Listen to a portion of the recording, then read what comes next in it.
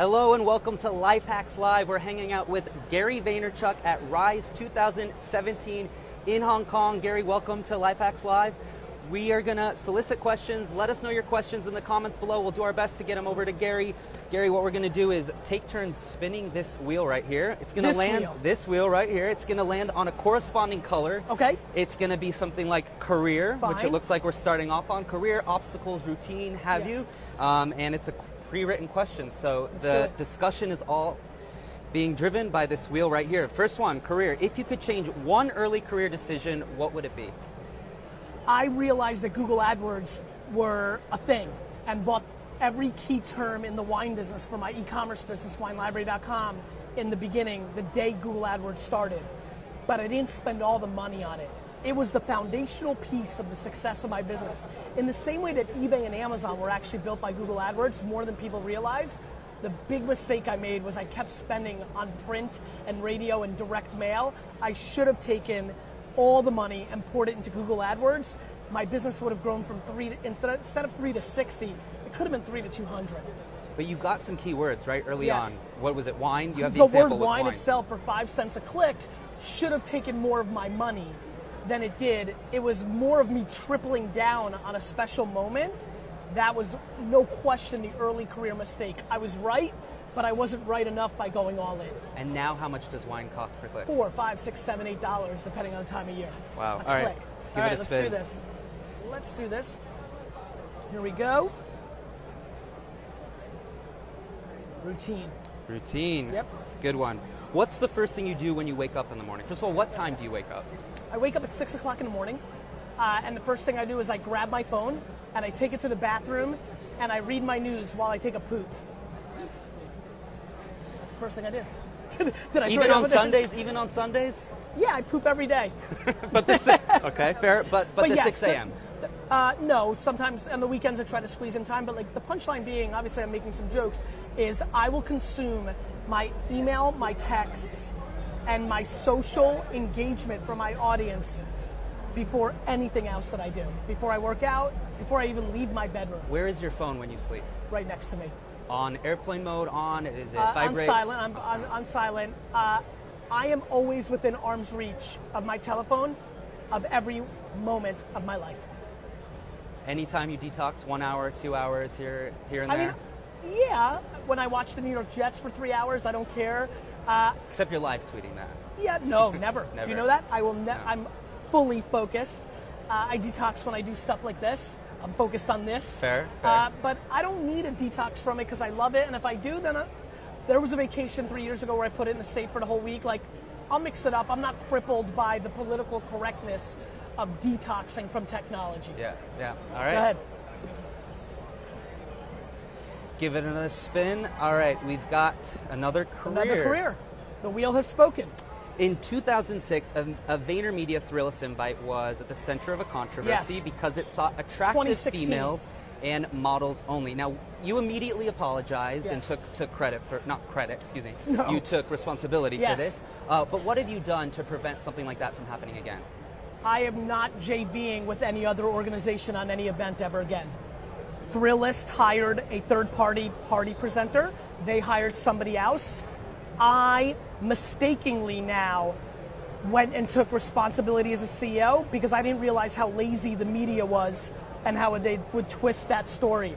I had more respect for the advertising and business world media and thought they would do their homework for a second and realize how little I had to do with that. That was my mistake. And the things I've done to adjust that is I will no longer JV with other organizations to throw parties because there's no reason for me to take a loss on my column for something that I didn't have anything to do with. Is all controversy good controversy? Absolutely not. The fact that there are people running around the world that think that I would send an invite to attractive females for a business is one of the most devastating moments in my career. Absolutely not. I do not believe that all controversy or attention is good. Hitler has full attention and awareness. It's not for something good. So no, I don't believe that all attention is good. And as you can tell by the energy of my response, it's a disheartening event that I've learned from, and I will not let somebody else have any impact on my brand if I can help it. Great. All right, all you. Obstacles. All right. What's the biggest challenge you see for yourself over the next year? I'm crippled by opportunity, and I'm aware by that, right? I'm in a place right now where there's so much being thrown at me from a personal brand standpoint, from a business standpoint, from an investing standpoint, from a life standpoint. So the biggest obstacle right now is being very good at my yeses and my nos. When you're at a place where you've built for a long time for all these opportunities, now it's going to be my decision making, and we'll see what happens. You're a storyteller at heart, right? No question. With so many platforms and Instagram stories versus Snapchat, how do you decide every time you reach for that phone where it's going? Pretty intuitively. My mood. I like to be countercultural. Right now I'm spending a ton of time on Snapchat because I think people read headlines and thinking there's not that much attention there, and I have enormous growth there right now. So I'm quite intuitive, and I like to go countercultural because it's supply and demand. It's supply and demand of attention. Right? And to me, I'm always looking for where places are underestimated, and I'm trying to squeeze out of that. All right, let's give it a spin. Oh. Uh-oh. He broke the wheel. Too much energy, Gary. I mean, let me just tell everybody at home while he's fixing this. When we got here, is like, Gary, this is how you spin it. Be very careful. I find it very exciting that he broke the wheel, not me. You loosened it up. I respect. All right. All right, feeling good? Give it another go there. Routine. Right, routine. Here we go. When do you get your best ideas? I get my best ideas when I'm in the shower or on an airplane. They're the two places where I'm being less hurt, especially if that plane doesn't have Wi-Fi. I mean, the truth is your best ideas come when you don't hear noise and you have a chance to breathe. I never breathe, so even on vacation I struggle to breathe because I yearn for the action. And so when I am forced to breathe, non-Wi-Fi flights and the shower literally are the places where I get my best ideas. Do you ever force yourself to have that disconnected time? No, I have enough showers and enough flights with no Wi-Fi that I don't feel like I have to force it. Perfect. All right, all you. All right. Obstacles. You immigrated to the U.S. from the Soviet Union. What challenges did you face, and how has the landscape changed for immigrants today? Look, I was 4 years old, so for me to say I faced a lot, what I had to face was not having my dad around. He worked every hour. What I had to face was being the first generation, only one born in the old country, so the expectations for me to hustle and grind and work around the house and take care of my siblings was pretty high. The biggest one I had to face was I was a bad student, and that's unheard of for immigrants because education's the way out. I think the landscape has changed for immigrants the way it's changed for all of us, which is we've never had so much opportunity. The internet has created ungodly amounts of opportunity. And so I think immigrants have it better than ever, no matter where they immigrate, because it's not about the establishment giving them a chance, the internet gives them a chance. And so I think the biggest change is opportunity has grown, not decreased. And what immigrants have is humility and work ethic because they're starting from the bottom often. And I think that's their biggest advantage. Is the U.S. still what it was when you first came here in terms of the difference, the gap in opportunity that it brought? I came in a very funny window. We came in the late 70s when very few people were actually immigrating to the U.S. Is it different? The economy was bad. We came in the late Carter years, and then we walked into the Reagan growth era. I think that look, it depends on what kind of immigrant you are. Unfortunately, there's a lot of hate and fear in the system right now. So if you are an immigrant from a Middle Eastern country to the U.S., I'm very sad to say that there are new dynamics that are challenges to you that are devastating. The great news is a small-minded, non-educated hate monger, right, can't stop you from building your business. And by the way, I just want to make this clear. I'm not talking about a president. I'm talking about a boss or an educator, somebody who thinks they can stop you. Nobody can stop anybody in today's environment. So I would say that I think it's better in the U.S. for an immigrant than it was when I came. Great.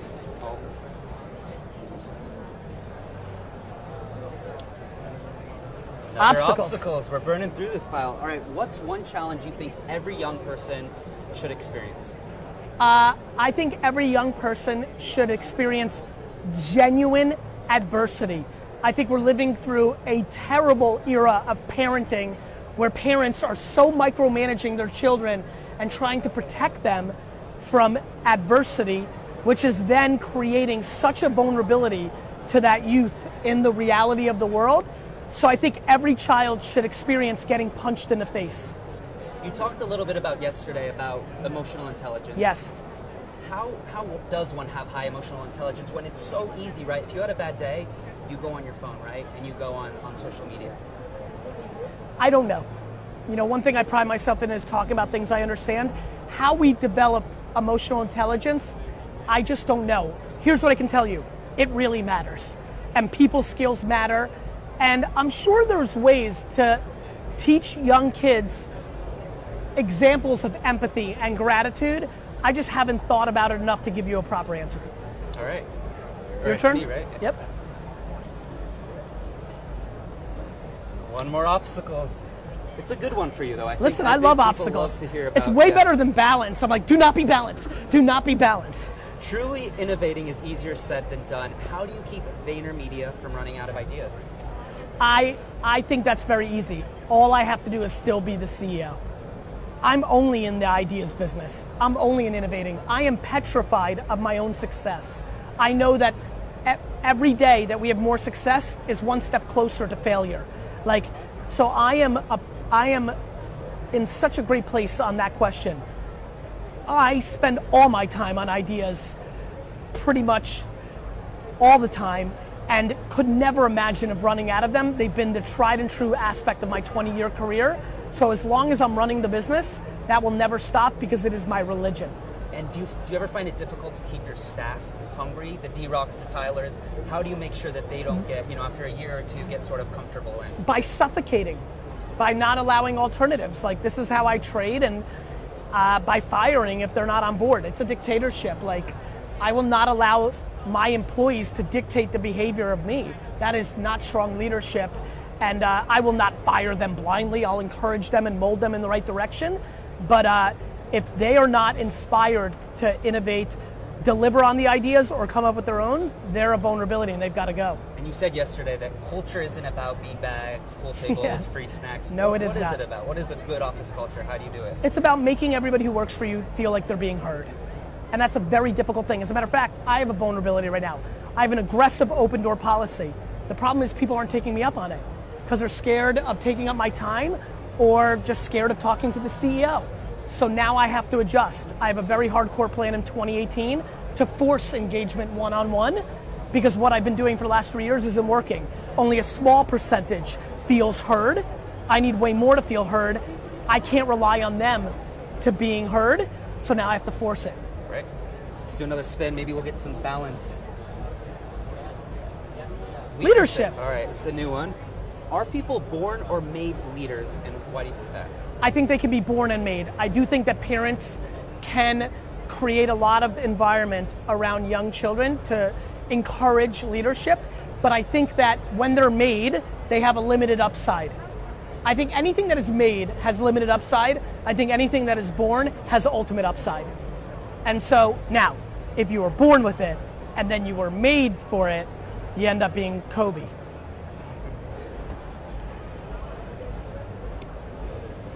Good job. You know what? Let's just give it another little. All right. Dude, obstacles are obsessed. No matter how. Dude, I love this. It makes me happy. How do you handle online trolls? With empathy and respect. If somebody thinks I'm a jerk or I'm stupid or I'm wrong, I want to understand why.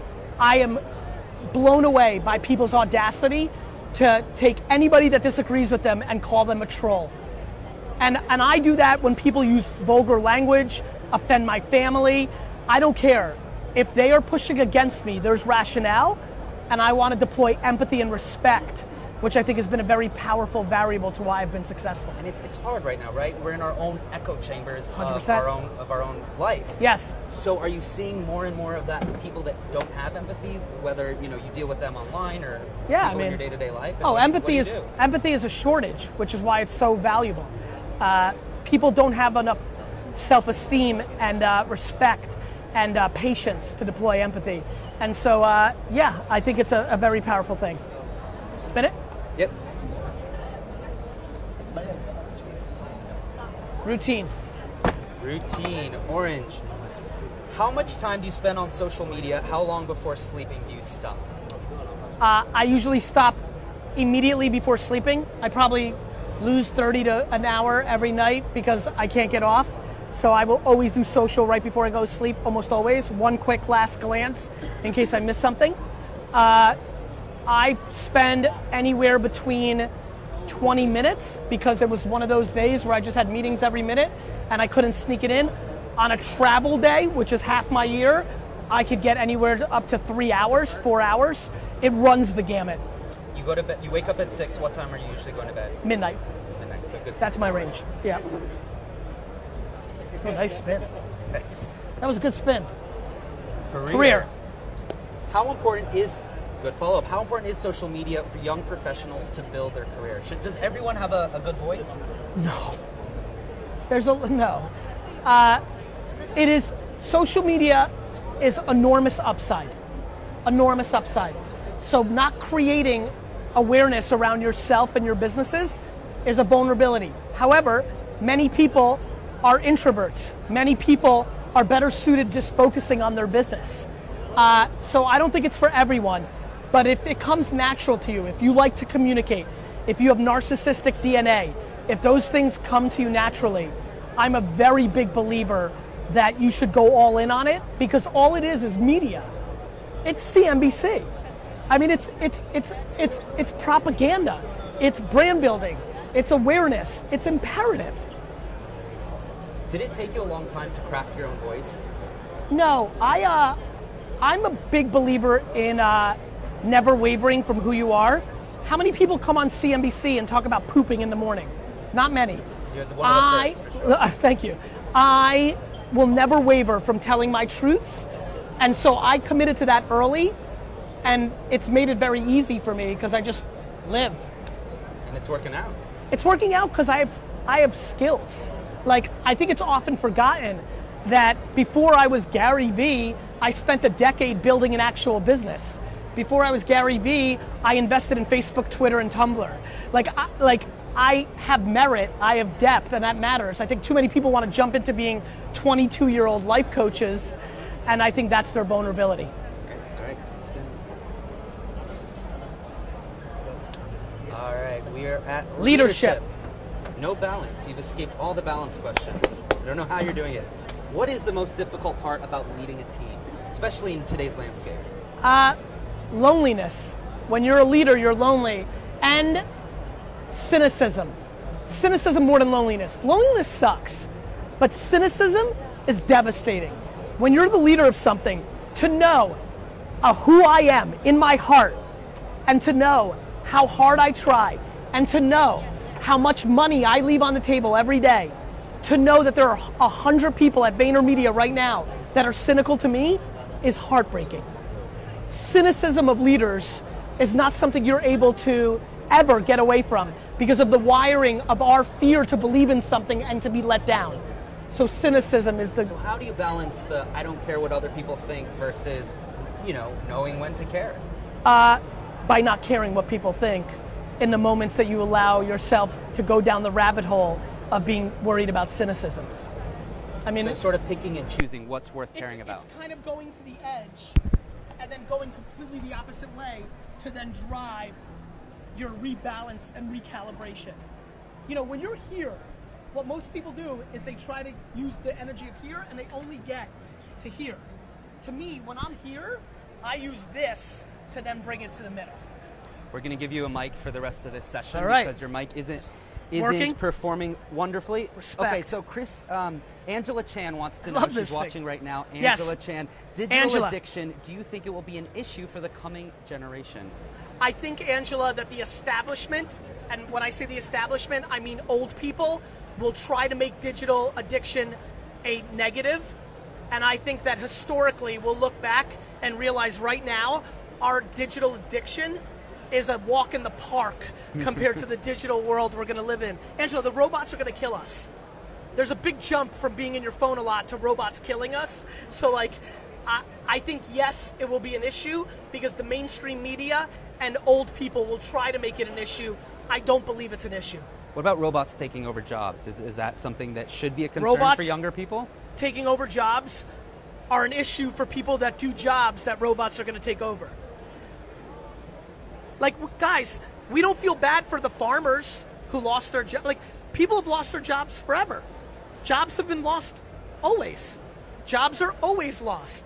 So if you do something, I do not feel bad for a truck driver right now who's 29 years old and has read a headline somewhere that speaks to autonomous cars. Like, he or she knows that in 20 years, there's a very good chance that trucks are going to drive themselves.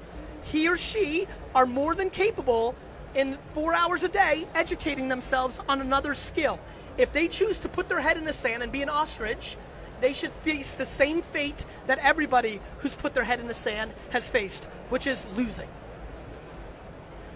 All right, I'm going to give it a spin. Let's go for that. Obstacles. I think this is the last obstacles. What's an obstacle you faced that made you better at what you do today? All of them. Like, I mean, every loss, like the obstacle right now that I'm pissed that nobody takes me up on my open door policy. So I'm going to react to it, and I'm going to force every employee to see me every 6 months, period, end of story. I will see them all. Every employee That's across right. New York, London. Whatever it takes. I will give up all the time I'm going to give up. 5 minutes. 5 minutes times 800, lots of minutes. Why do you think it is? You think you mentioned people are I think intimidated? they have empathy for me, and they think I have better things to do than hear their 5 minutes of headaches. I don't think they realize that I want to fix every problem. I think they think I'm like every other one of their managers in the building that can't fix every problem, so they don't want to hear it. I can fix them all. And then I think cynicism and fear and lack of self-esteem, and they think I care more about being Gary Vee than Gary Vaynerchuk, the CEO. There's a million reasons. Right. I don't care what the reasons are. I need to fix my concept. That's an adversity that will make me better. And that happens every single day. There's been reports that the average person spends 1.7 seconds per post on Facebook. Amazing. Before scrolling to the next one, right? Okay. So James is asking, how do you stand out when people get so accustomed to that quick scroll? By understanding that people spend 1.7 seconds and then giving all your effort to the picture, to the preview screen, to the copy, and respecting the 1.7 seconds. Not saying, I'm so funny, I can post this video on Facebook and it's going to work out. It's about respecting the medium and the consumer.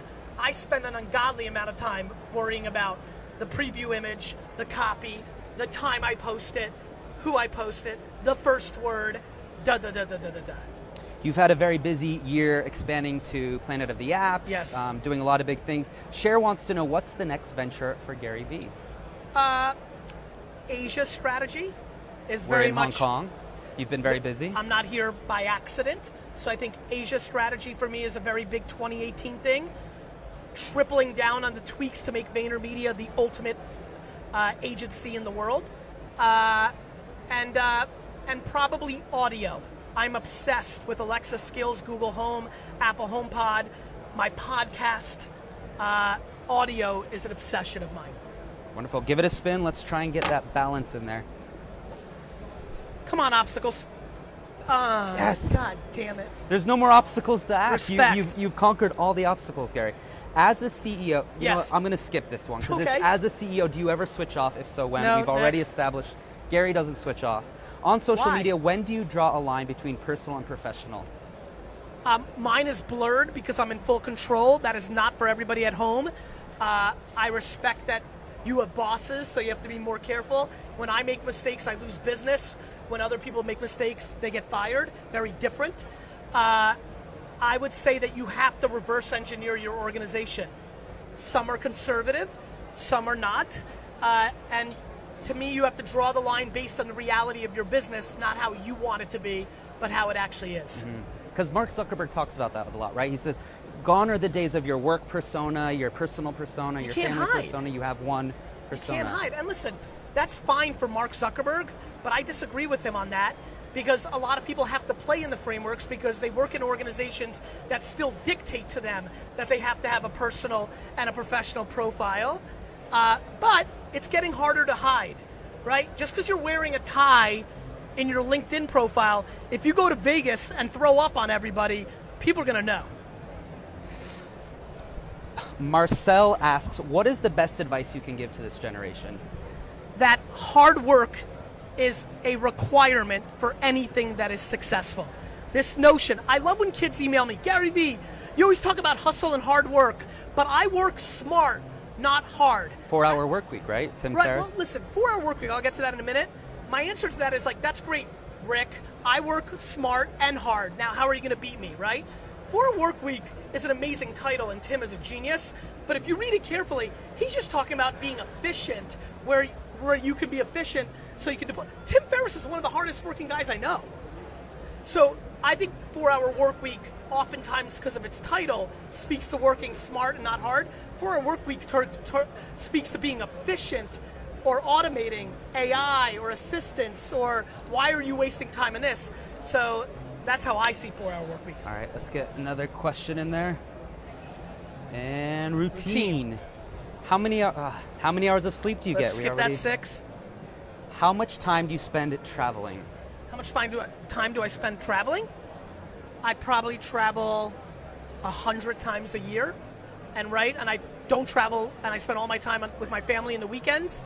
So you're talking about 250 days, then vacations, you're talking about 220 days, like almost, in theory, almost half. I have 4 offices, London, LA, Chattanooga, Tennessee. I do a lot of public speaking as strategic ventures into how I didn't speak here because, I love speaking. And when I speak, I don't speak because of the speaking fee. I speak because what is the impact on my businesses? I'm looking to establish an office in Asia. I want to build brand equity to the environment. That's why I'm here. And I'll go and speak at a conference where there's 500 CMOs because I want it to be business development for my organization. So I'm very strategic about my travel, and I want it to 94% of it is lending itself to the growth of VaynerMedia, which is my focus right now. Last question. What is a question you wish people asked on podcasts, on Life Hacks Live that they're not asking? Honestly, this question gets brought up sometimes, and I've always struggled with it, but I actually think now I finally know how to answer it. I want them to ask me the question that they want to ask me. When you're an answer of questions, you don't get to choose the questions. You just have to answer them. But is there something people aren't talking about that should? People are talking about every single thing. The answers, and, forget about the questions. You know what I wish was going on? People actually did something with my answers. I am creating enormous amount of winners. I could create a lot more of them if people stopped watching me for entertainment and motivation and started doing something with what I'm giving them. That's a great note to leave it off on. Talk is cheap, right? It sure is. Well, thank you so much. Thank you so much. Yeah. We apologize about you. that audio issue. No, this was actually a benefit. I prefer it in the future, CNBC. Good to know. Next time. All right, thanks for tuning in.